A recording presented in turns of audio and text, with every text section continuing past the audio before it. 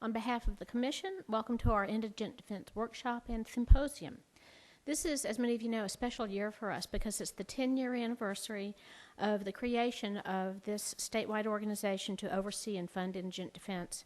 I've been with the organization since its beginning, as have many of the people that are here today and many of the people that you will meet. It has been truly a fascinating and rewarding 10 years, and I feel extremely privileged to have been part of the creation and growth of this splendid organization. Terry Tuttle, here in the front, has done a great job, as always, in organizing this event, and Jim Bethke, our executive director, has really outdone himself this year, which is saying a lot. We have some great speakers, people who care deeply about indigent defense, and I want to thank them all for traveling here. I want to especially acknowledge and thank a couple of people. Senator Rodney Ellis is probably the one person most responsible for the creation of this commission. And year after year, for the last 10 years, he has continued to try to make sure that we have what we need to do our job well. The other person who deserves special acknowledgement is our keynote speaker, Dr. Tony Fabella, here in the front row. Dr. Tony Fabella is the Director of Research for the Council of State Government's Justice Center. He is one of the smartest people I know, and he has been so generous with his knowledge and his advice and his help over the past 10 years, actually since before the organization formally took shape. He is, in fact, a former recipient of the Robert Dawson Award, which is the highest award the Commission gives for members of the public who volunteer their time for the cause of indigent defense. And I'm very much looking forward to his comments. There's so much going on in indigent defense these days. Thanks to our staff and our members and our many, many friends and volunteers, over the years, Texas has been transformed from really a hodgepodge of local customs and rules to a unified system that nevertheless defers to local decisions when it's appropriate. And really, we take advantage of all of the energy and the ideas that each county generates. Our members and our staff are committed to maintaining this really difficult balance between local control and unification, and they do a very fine job of it. I want to take this opportunity to acknowledge some of our judges. I'm the presiding judge of the Court of Criminal Appeals, and one of our members, Judge Paul Womack, is in the audience. And I also saw the Chief Justice of the Seventh Court of Appeals, Brian Quinn, in the back. Thank you for coming. And I wanted also to take this opportunity to tell you some of the things that are going on with the Court of Criminal Appeals right now that you might be interested in. First, the court has arranged for a mental health seminar to be put on March 22nd and 23rd of this coming year. That was Judge Barbara Hervey's idea, and she's the one who's done all the legwork to get it organized, and it should be very good.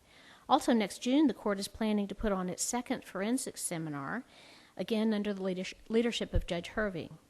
And finally, the court recently applied for and received a grant from the Bureau of Justice Assistance. The purpose of this grant is to provide high-quality training in death penalty issues to improve legal representation for indigent defendants charged with capital murder, and to enhance the ability of prosecutors to effectively represent the public in these cases. We have just at $250,000 to pay for this training, which is a lot of money, and it will be done by some of the grantee organizations that the court already provides grant funding for. We are very pleased to have been chosen to oversee this training. It's a fantastic opportunity for Texas, and we are very grateful to the Bureau of Justice Assistance for its support. More information will be available to y'all as the programs are scheduled. Let me conclude with, again, my special thanks to Senator Rodney Ellis for arranging for us to have this room and the rooms for tomorrow. You may have recognized that we have moved the program from one building to this building because there was a power failure in the building where it was scheduled. Senator Ellis's staff, within half an hour of us finding out about the problem, had arranged for a room for us in the Capitol and breakout rooms as well.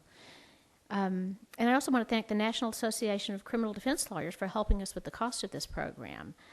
And the Texas Association of Counties is always generous when we put on these programs, and I want to thank them again for their help this year.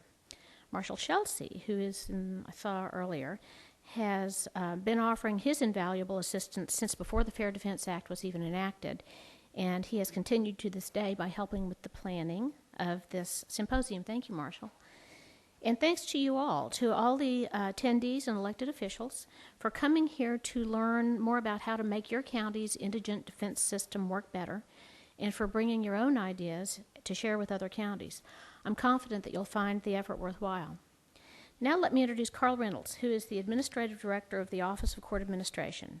We are really very fortunate that the Director of OCA has a background in criminal law matters, and we're also fortunate that Carl has been willing to give us his time and the benefit of his knowledge and his interest in criminal law ever since he came to OCA. He's a good friend of the Commission, and we really appreciate his contributions to our successes. Carl, come on up. Good morning, welcome.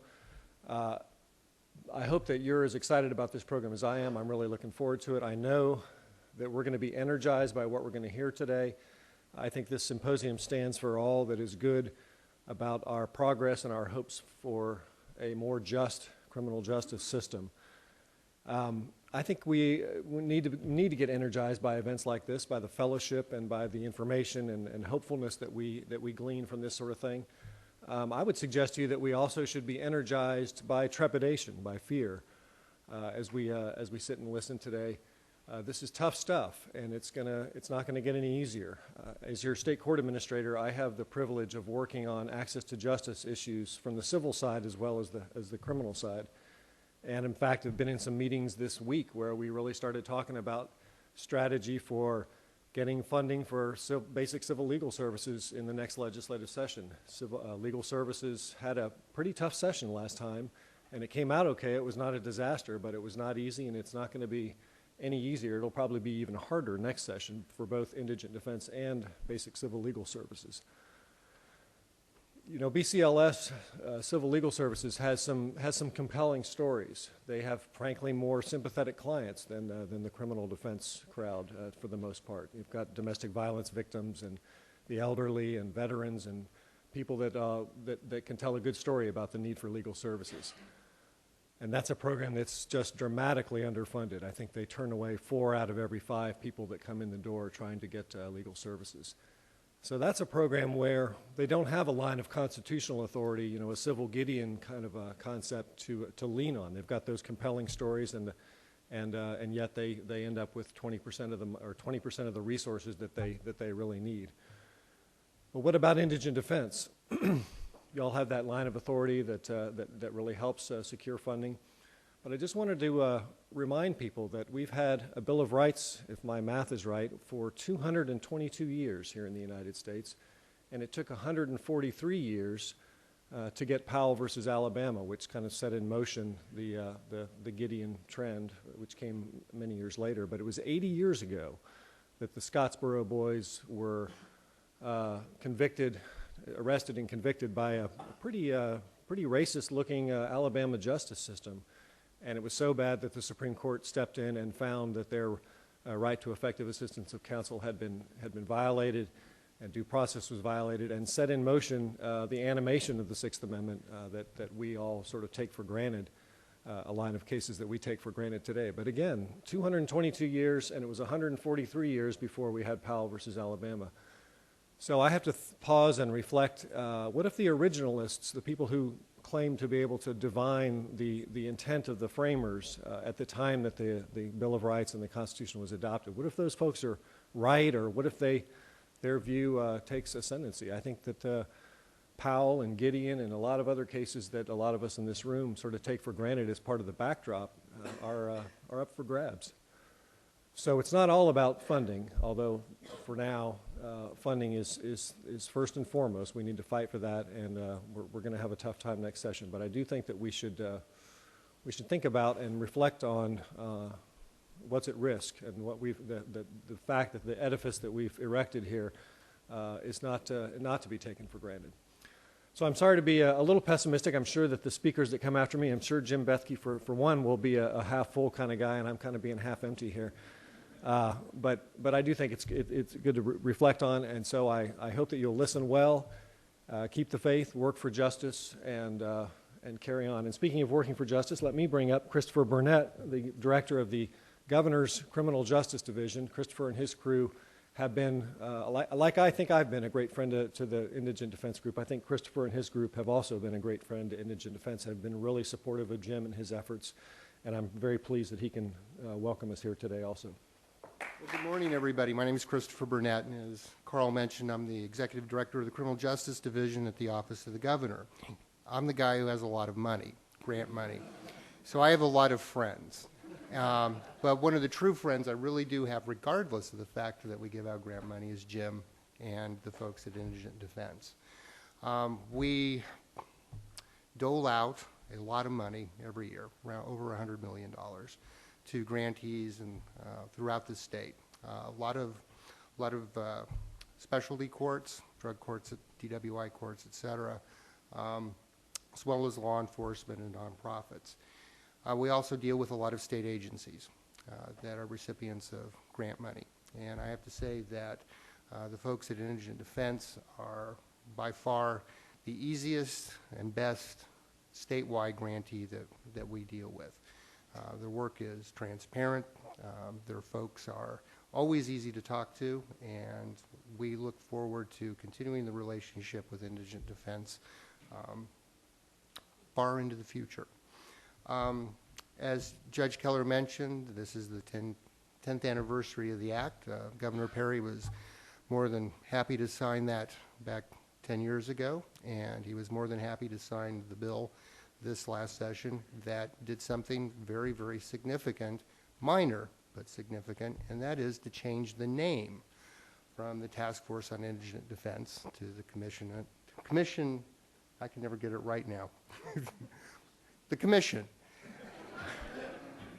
which I think is which is a name change. Most everybody would kind of go, that's a very minor thing to do. I think it was absolutely important and absolutely essential to the work you guys are going to do in the future, because words have baggage, and I think the term task force, especially here in Texas, has some baggage associated with it. I think we all remember some of the problems with the drug task forces. When you hear the word task force, I think people think that you're dealing with a very defined, short-term problem that's going to go away. Task force does its work, and you're done.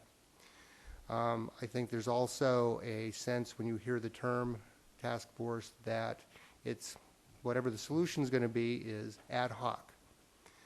Well, we've had 10 years of ad hocery, very good ad hocery, but it's abundantly clear that what the Commission does is something that's ongoing and not something that lends itself to a quick solution. There is no quick solution. This is an ongoing effort.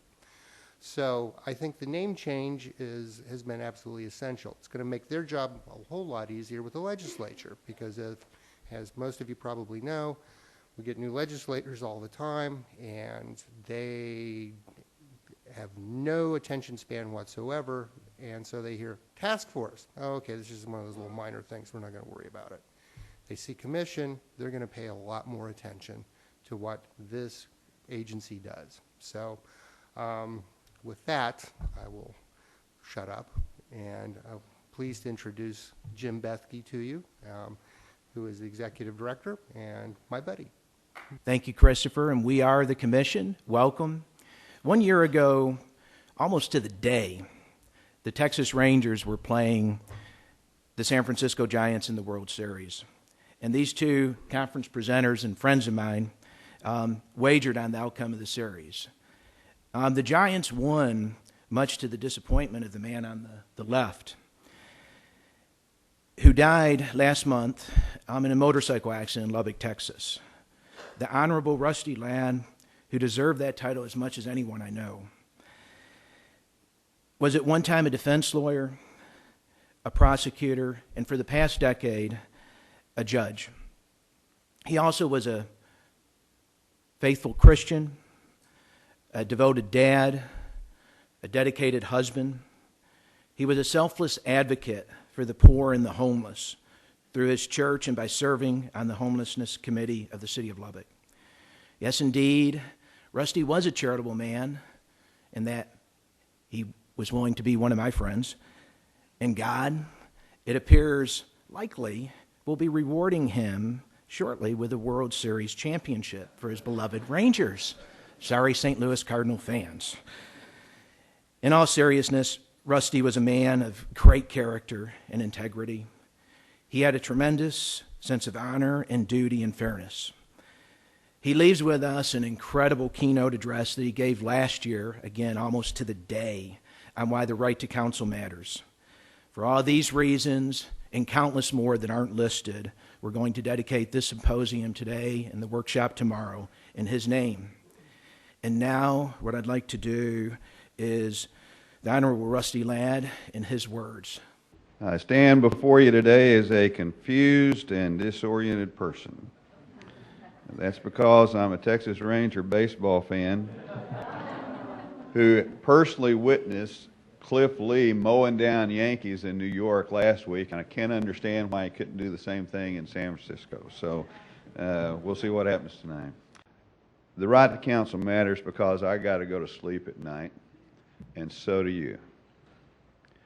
The right to counsel matters because there ain't no parachute on the airplane.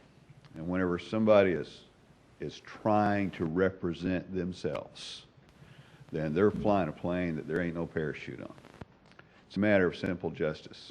See? In the course of my prosecutor career, I sent scores of people to prison. I was first or second chair on 3 capital murder cases. We got death penalty sentences in all 3 of those. 2 of those guys have been executed.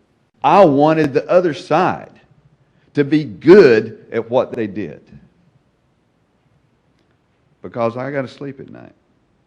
And whenever I walked into court and I was trying to do those things to somebody that I believed justly deserved that consequence, then I wanted someone to be on the other side who had the ability and the capacity and the guts to challenge me, to make me prove my case. Because on my best day, as smart as I think I am, I did not have all the answers.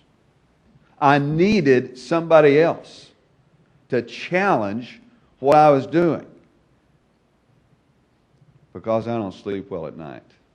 Whenever somebody goes to jail for a single day, much less somebody gets executed, and I'm questioning whether or not they had competent,